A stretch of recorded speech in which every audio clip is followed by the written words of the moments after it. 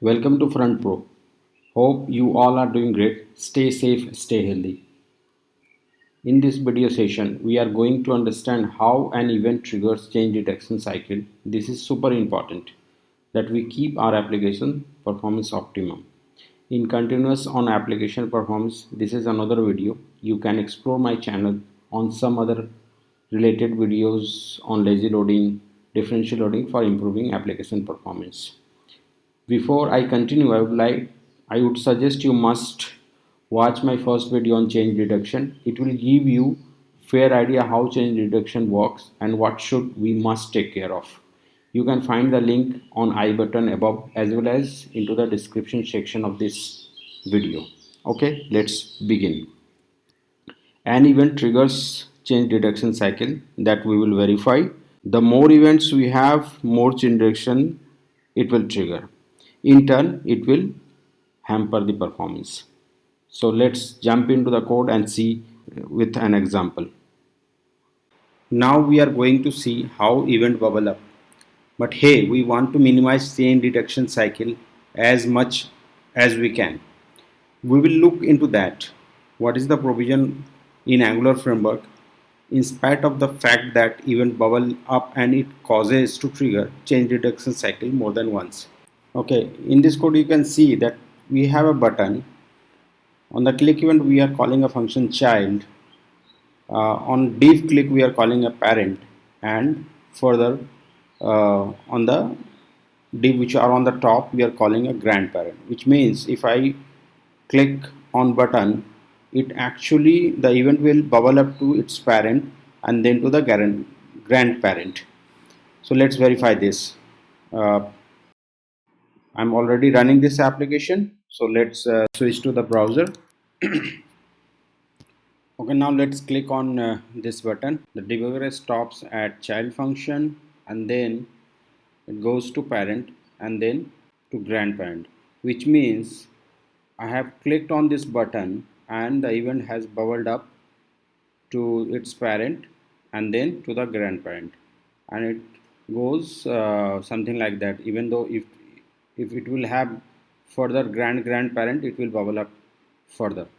So in that way we already verified that events, it bubbles up, but we need to also verify it triggers change direction cycle more than once. So for that we have to go to another file which is core.js, and for that uh, I can close this, or maybe I can remove this debugger and reload this application again.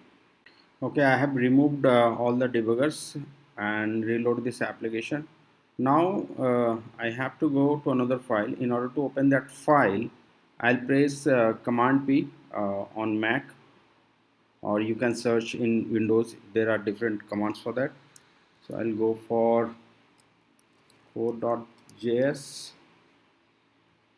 Okay, in this file I'll search view dot detect changes. All right, this number here I'll put a debugger again and then we'll click. So you will realize that okay, this the debugger stops first time, then continue, second time, third time.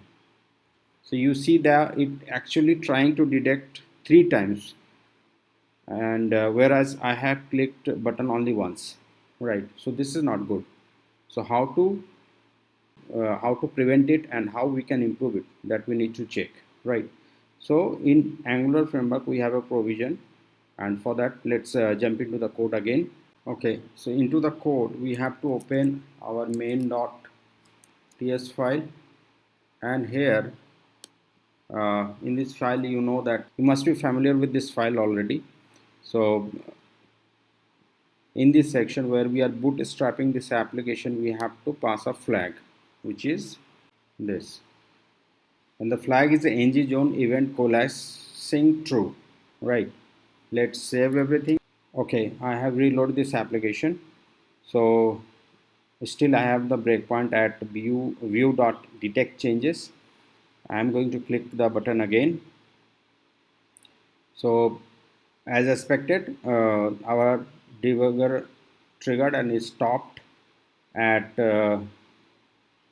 view.detect changes. Let's continue. Wow.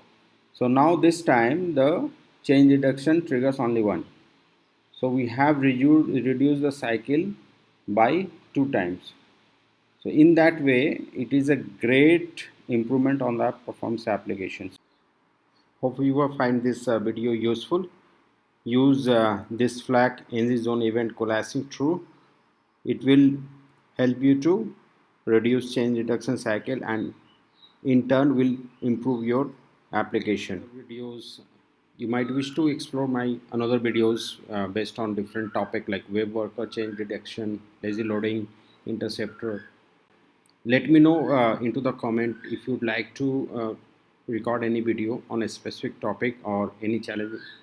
Even you can we can cover up Node.js, TypeScript, all those things. Front Pro is on Telegram as well, where I publish different posts on the regular basis. You can explore it. I'll be sharing all these links into the description section. You can join directly from there. Also on the Facebook. Thanks for your precious time. Stay tuned for more further technical videos. Happy learning. Thank you.